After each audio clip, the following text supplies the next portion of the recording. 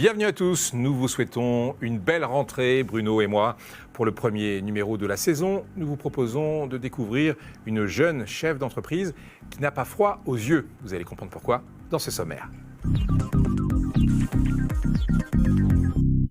Laurine Mongin est l'invitée de Réussite. Elle dirige les magasins d'optique Les Lunettes de Lorette, situés à Troyes et Brienne-le-Château. Elle nous racontera son parcours, comment on devient chef d'entreprise à moins de 30 ans et pourquoi elle a choisi de développer ses magasins sous un label éco-responsable, la matrice de son projet. Dans le rendez-vous CCI, gros plan sur le décret tertiaire. À la fin du mois, de nouvelles obligations attendent les propriétaires et gestionnaires de bâtiments tertiaires d'une surface de plus de 1000 m². Cela peut concerner les espaces bureaux de toute activité, y compris industrielle. On fera le point avec Sarah Medem-Copy, responsable d'affaires en efficacité énergétique. Enfin, dans le Zoom du mois, découvrez le covoiturage en entreprise, une pratique qui se développe dans l'Aube, notamment grâce à un partenariat noué avec une plateforme spécialisée, Carrosse. Reportage au sein de l'usine Bonduel à Saint-Benoît-sur-Vanne qui encourage le covoiturage de ses collaborateurs. Laurine Mongin, vous êtes devenue chef d'entreprise à moins de 30 ans, c'est toujours un exploit.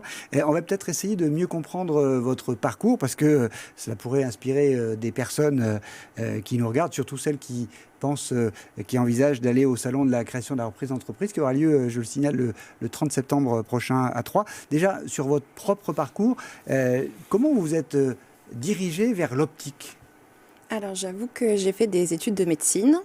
À la base, j'ai fait une première année de médecine qui malheureusement a échoué. Du coup, je voulais trouver un métier dans le paramédical, en fait, avec cette envie d'aider les gens, d'être dans un milieu quand même où on conseille, où on va proposer aux gens des solutions médicales.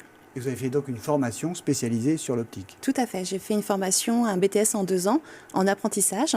Mon apprentissage a débuté dans la boutique de Brienne-le-Château à l'âge de 20 ans. J'ai fait 2 années d'études. Mon école se situe à Dijon. Et à la conclusion de ces 2 années, j'ai été diplômée du BTS opticien lunetier. Et comment vous êtes devenu chef d'entreprise, du coup ? Alors du coup, en fait, je suis devenue chef d'entreprise. En fait, j'ai passé 4 ans en tant qu'employée dans la structure du magasin. Et c'est suite au départ de ma responsable de la boutique de Brienne-le-Château où j'ai eu la possibilité et l'opportunité de reprendre la boutique de Brienne. Mais ça a été quoi le déclic ? Parce que vous aviez quoi, 24-25 ans, quelque chose de genre. C'est quoi le déclic de se dire je vais prendre des responsabilités à cet âge où on a peut-être envie de faire autre chose ? Oui, tout à fait. Alors après, je ne vais pas vous mentir, le sujet était très rassurant pour moi parce que c'était une boutique dans laquelle je travaillais depuis 6 ans. Du coup, une boutique aussi où j'ai évolué. J'ai eu le statut d'apprenti, d'employé. Du coup, c'est aussi ma ville natale. Du coup, c'est aussi un milieu très rassurant pour moi avec une clientèle très rassurante et très bienveillante aussi pour moi. Et j'ai eu la chance aussi de travailler en tant qu'employée et d'être aussi sensibilisée à toutes les tâches du magasin. Il ne me restait plus qu'à, on va dire, formaliser la comptabilité pour que ce soit ma propre aventure. Vous étiez dans un cocon qui vous a rassuré, qui vous a permis de vous lancer, quoi. Tout à fait, c'est exactement ça. Alors, pas trop de pression pour devenir chef d'entreprise, mais pour devenir chef d'entreprise, il faut aussi financer l'entreprise. Est-ce que c'était difficile de trouver des financements ? Alors, je ne vais pas vous mentir, à la base, c'était quand même une inquiétude de ma part, parce que je suis partie de rien, je peux le dire. Et en fait, pour faire ce type d'aventure, il faut quand même avoir un petit peu d'apport. Et c'est là où, en fait, l'Aube m'a beaucoup aidée avec Initiative Aube, que je pense que vous connaissez bien. Initiative Aube, oui, c'est une série de prix qui sont décernés pour aider justement à la création et la reprise d'entreprise dans l'Aube. Exactement, c'est un dossier qui a été monté pour m'aider en fait à amener en fait un apport personnel dans le cadre du magasin de Brienne en fait. Et du coup, grâce à cette aide-là, j'ai pu apporter un petit peu d'argent pour emprunter le magasin de Brienne. C'est quelque chose qui favorise ensuite les prêts bancaires, parce que les banquiers sont un peu plus rassurés parce que vous avez eu ce prix. Exactement, exactement. Après, il a fallu construire votre magasin, même s'il était existant. Le recrutement de collaborateurs, est-ce que c'est facile ?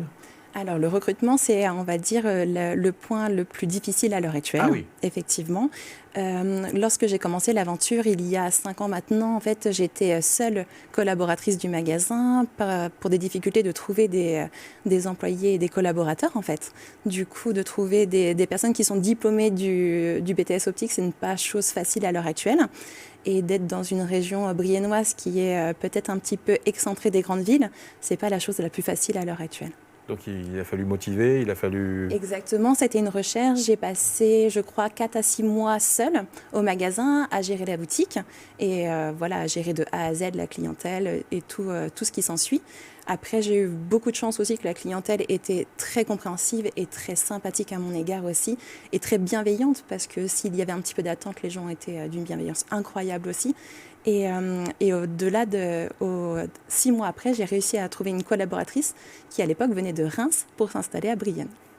Et en 2020, vous changez d'enseigne, on va y revenir. Pourquoi ce changement d'enseigne? Alors, le changement d'enseigne, c'était pour, on va dire, asseoir le changement de propriétaire. Du coup, c'était pour mettre ma patte personnelle aussi. C'était aussi pour lancer ma propre aventure et ne plus travailler sous le nom Au regard d'Adélaïde.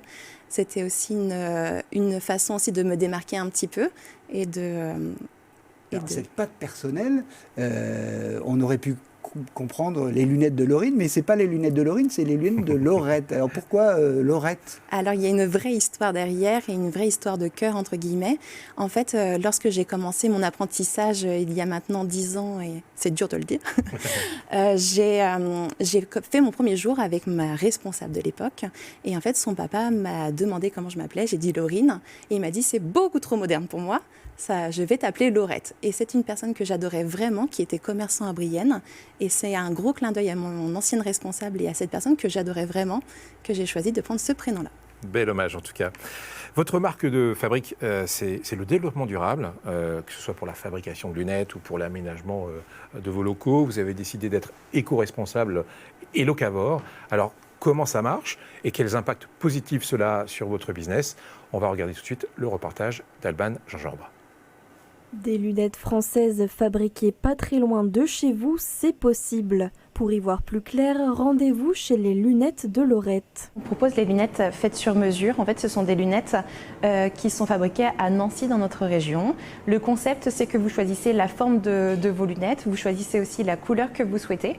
Vous faites votre propre création de lunettes et nous, on vous la fabrique sur mesure. Il y a un côté très éco-responsable aussi dans le fait d'avoir un circuit court parce que ça vient de Nancy et sur le fait aussi que nous fabriquons que ce que nous vendons. Il n'y a pas de surstock, il n'y a pas de survente. En termes de matière pour les lunettes Netlux, elles sont faites en bioacétate, du coup c'est une matière écologique aussi. Ce que les clients cherchent aussi, c'est pourquoi pas de la lunette un petit peu originale, mais toujours à des prix corrects et raisonnés. Et cette démarche éco-responsable ne s'arrête pas qu'aux lunettes. Nous privilégions la signature électronique. Nous avons aussi fait appel pour l'agencement du magasin à des artisans locaux. C'est vraiment une réelle volonté de faire du circuit court et d'avoir une démarche, on va dire, vertueuse et en tout cas réfléchie et raisonnée. L'enseigne est d'ailleurs labellisée Optic for Good. Seuls 23 opticiens possèdent ce label en France. C'est pour toutes les entreprises et les marques de lunetterie qui proposent des lunettes éco-responsables ou en tout cas qui ont un processus de circuit court, de centralisation, de matière écologique, d'innovation en termes de technologie écologique. Un label qui permet à l'enseigne d'avoir l'exclusivité sur certaines marques et donc de proposer des lunettes uniques aux Aubois. C'est un réel positionnement personnel effectivement sur la ville. On va avoir des marques en exclusivité comme Netlux, comme VM Atelier qui sont Origine France Garantie et Optic for Good avec de l'impression 3D. Implantées à Troyes et à Brienne-le-Château, les boutiques sont équipées pour proposer différents services à la clientèle. C'est les yeux dans les yeux et du bouche à oreille que les clients affichent leur satisfaction. Laurine Mongin, on a vu ce reportage qui a été réalisé dans votre magasin de Troyes, mais vous l'avez dit, vous avez commencé et vous avez toujours le magasin de Brienne. Comment on passe de Brienne à Troyes? Comment on passe de gérer un magasin à 2 magasins? Alors j'avoue que cette aventure s'est faite un petit peu au hasard. À la base, en sortie Covid et sortie de confinement, nous travaillions exclusivement sur rendez-vous. Et en fait, on s'est vite aperçu que grâce à la bienveillance de nos clients briennois et aux bouche à oreille, beaucoup de clients troyens prenaient des rendez-vous et des créneaux pour faire leurs lunettes à Brienne. Je trouvais l'idée incroyable en fait et assez farfelue. Et on s'est posé la question s'il y avait peut-être une démarche à faire pour se proposer nos produits sur Troyes. Mais c'est beaucoup de responsabilités du coup. Beaucoup. Là, on s'agrandit. C'est ça, et c'était une toute nouvelle aventure pour moi parce que c'était une pure création pour une fois. Ça n'était pas une reprise mais une création, du coup, nouvel exercice pour moi. Du coup, je suis vraiment sortie de ma zone de confort. Votre politique de développement durable, c'est, comme on l'a vu dans le reportage, c'est une manière de se démarquer des autres magasins. Justement, comment on se démarque de la concurrence ? Comment on fait ? Alors j'avoue que là, dans cette nouvelle aventure pour Troyes, ça a été aussi un facteur de chance parce que lorsque j'ai, on va dire, prospecté la zone troyenne et le centre-ville de Troyes, je me suis aperçue que mes produits briennois n'étaient pas présents sur le centre-ville de Troyes. Du coup, ça a été une réelle aubaine et une réelle opportunité pour moi parce que je pouvais proposer le même service, les mêmes marques et les mêmes produits sans créer de la concurrence au centre-ville. Alors, le nerf de la guerre de l'entreprise, c'est aussi la partie financière. Est-ce qu'au bout de 5 ans, financièrement, ça va bien ? Alors pour la boutique de Brienne, on a cette chance d'avoir le recul de ces 5 dernières années. On a eu la chance aussi d'avoir une jolie évolution grâce à ce bouche-oreille et cette bienveillance. Du coup, on peut dire que ça va. Vous êtes impliqué dans les associations de commerçants de Brienne et de Brienne-le-Château et de Troyes. C'est important pour vous de se rassembler. Est-ce que ça marche ? Est-ce que c'est efficace ? Eh ben, je trouve que c'est super important et c'est surtout aussi que l'indépendance, c'est aussi mener sa barque un petit peu seule. Et du coup, je trouve que c'est vraiment rassurant et important à l'heure actuelle aussi d'échanger avec les gens qui gravitent autour de nous et de voir les tendances aussi en termes de commerce parce que lorsqu'on peut être inquiet, lorsqu'une semaine est plus calme, on peut vite se rassurer avec les voisins et amis commerçants. Et je trouve qu'à l'heure actuelle, d'être solidaire et de former une équipe, c'est très important. Vous avez reçu récemment le trophée Madame Artisanat qui était organisé par la Chambre de métier et de l'artisanat de l'Aube. Ça signifie quoi pour vous, ce type de récompense ? Alors j'avoue que c'était une réelle surprise et une réelle joie de recevoir ce prix. C'est une jolie distinction et pour moi c'est une belle réalisation de mon travail, une reconnaissance de mon travail aussi. Du coup ça a été vraiment une réelle joie de recevoir ce trophée. Vous avez des projets ? Vous allez faire un 3e magasin ?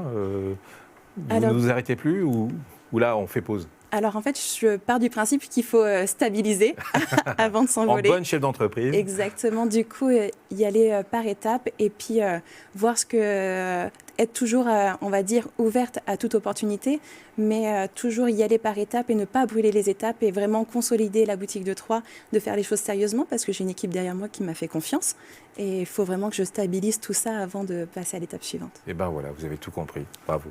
Merci en tout cas d'avoir répondu à ces questions. Vous restez avec nous, on va passer aux chroniques de réussite. Si vous vous sentez concerné par le développement durable et l'écologie, alors je pense que les chroniques de réussite de ce mois vont vous intéresser. À tout de suite.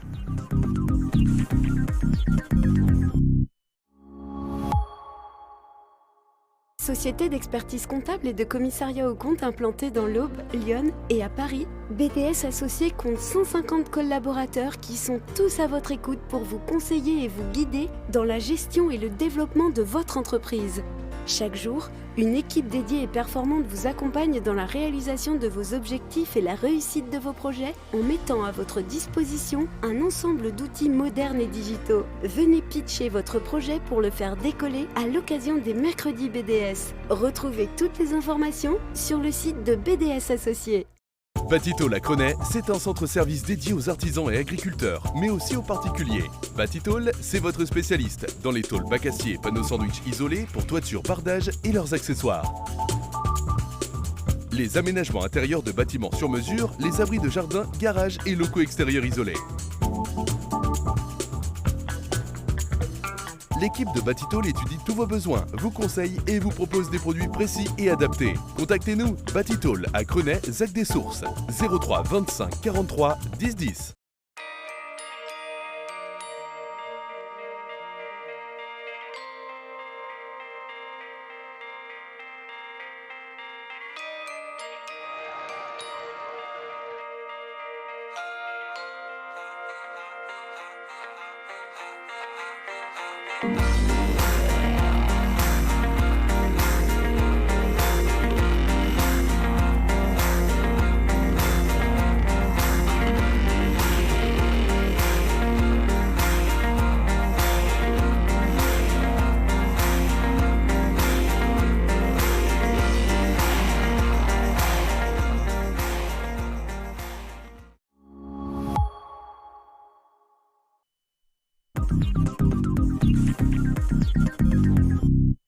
Suite de réussite, le Mag Éco, Laurine Mongin est notre invitée. Elle dirige les magasins d'optique Les Lunettes de Lorette, situés à Troyes et Brienne-le-Château. C'est l'heure du rendez-vous CCI avec vous, Bruno, et une mise en garde. Une réglementation change à partir du 30 septembre et cela concerne pas mal d'entreprises. Oui, tout à fait, Fabrice. En fait, il s'agit de l'obligation éco-énergie tertiaire qu'on appelle le décret tertiaire, qui est entré en vigueur fin 2019. Mais ce décret impose aux propriétaires et aux bailleurs d'espaces tertiaires de 1000 m² au moins, de 1000 m² et plus, donc finalement beaucoup les entreprises, de déclarer avant ce 30 septembre 2022 leur consommation énergétique de l'année 2021-2022 sur une plateforme dédiée, une plateforme Internet qui est gérée par l'ADEME. L'objectif visé est clair, réduire ses consommations énergétiques de 40% d'ici 2030 et de 50% d'ici 2040. Je vous propose d'écouter plus d'explications de Sarah Meleb-Kopi, qui est responsable d'affaires en efficacité énergétique. C'est une réglementation qui impose aux activités de type tertiaire à réduire leur consommation énergétique de 40% d'ici 2030, de 50% d'ici 2040 et de 60% d'ici 2050. C'est tout ce qui est activité tertiaire pour des surfaces supérieures ou égales à 1000 m². C'est-à-dire que dans un site industriel, on va prendre en considération toute la partie bâtiment logistique et les bureaux, toute la partie administrative par exemple. Sur la partie logistique, on va prendre toute la partie forcément stockage plus bureau. Un secteur industriel ne doit pas se soustraire et se dire je ne suis pas concerné parce que tout secteur industriel a forcément des bureaux, a forcément des zones de stockage. D'ici le 30 septembre, en fait, les sociétés tout simplement assujetties à ce décret vont devoir déclarer leur consommation énergétique sur une année de référence ou pour des constructions typiquement qui sont assez récentes où on n'arrive pas à remonter l'historique des consommations sur une valeur absolue qui est déterminée par le décret. Pour faire sa déclaration, il faut aller sur le site Opérat. Ça va nous permettre de saisir les consommations 2020-2021. Si un professionnel se substitue à cette réglementation, il y a forcément des sanctions. Dans la mesure où on n'atteint pas ces objectifs-là, une personne physique va avoir une amende de 1 500 € à chaque fois qu'on va identifier le fait qu'elle ne répond pas aux critères, ou 7 500 € pour une société de type moral. Laurine, on retrouve dans le décret tertiaire la question écologique en fait. On sait que le gouvernement s'est mobilisé pour demander au commerce de faire attention à l'énergie, de faire des économies d'énergie à partir de la rentrée et puis pour les mois qui viennent. Vous y avez déjà pensé à essayer de fonctionner autrement parce qu'on va arriver en période de disette énergétique peut-être ? Oui, effectivement, on a déjà pris des mesures déjà depuis quelques années pour ce qui est déjà pour la climatisation, en fait, de toujours mettre la climatisation avec les portes fermées. En fait, ça, c'est déjà un bon réflexe pour éviter toute perte énergétique. Et je suis en train de faire un bilan aussi avec la CCI pour voir toutes les actions que nous menons et de voir aussi d'avoir un label éco-responsable dans notre façon de faire et de travailler.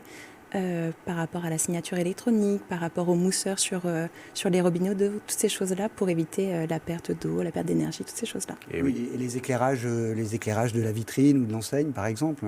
Exactement, j'ai vu qu'aussi la ville de Troyes mène des projets dans ce sens, en fait, avec des engagements d'éviter la pollution lumineuse la nuit, voilà, les éclairages inutiles lorsque les commerces sont fermés, toutes ces choses-là.